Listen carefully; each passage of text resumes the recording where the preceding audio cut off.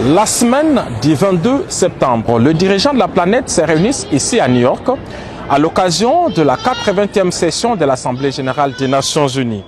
Pour célébrer ses 80 ans depuis sa création, l'Organisation des Nations unies a choisi les thèmes « Mieux ensemble », plus de 80 ans au service de la paix, du développement et des droits humains. Et comme à l'accoutumée en pareille circonstance, la ville de New York a sorti son dispositif de règlement routier spécial pour le différent cortège présidentiel. C'est sur ces entrefaites que le président de la République démocratique du Congo, Félix-Antoine Tshisekedi Tshilombo, est arrivé la nuit de ce dimanche ici à New York. Accompagné de la distinguée première dame Denise Nyakeru, le chef de l'État a pris ses quartiers dans Manhattan en attendant d'entamer une semaine de travail très chargée aux Nations unies.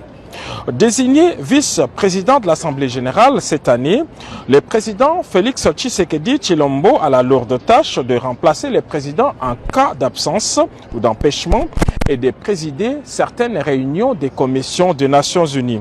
Il est donc membre du bureau de l'Assemblée générale, un organe qui aide le président à coordonner les travaux, à établir et à organiser l'ordre du jour des sessions et à superviser l'application du règlement intérieur.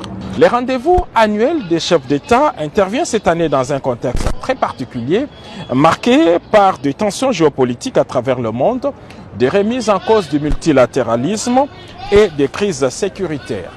À partir du mardi 23 septembre, les différents chefs d'État vont défiler à la tribune du Palais des Verts pour leur discours. Et comme le veut la tradition, le président des États-Unis d'Amérique, Donald Trump, sera le premier à ouvrir les balles. Et le même jour, dans la soirée, le président de la République, Félix-Antoine Tshisekedi Tshilombo, prendra la parole à son tour pour son grand oral, le 6e de la série. Son discours est tout aussi très attendu au regard des avancées significatives obtenues par le chef de l'État grâce à sa diplomatie de paix en faveur de son pays, la République démocratique du Congo.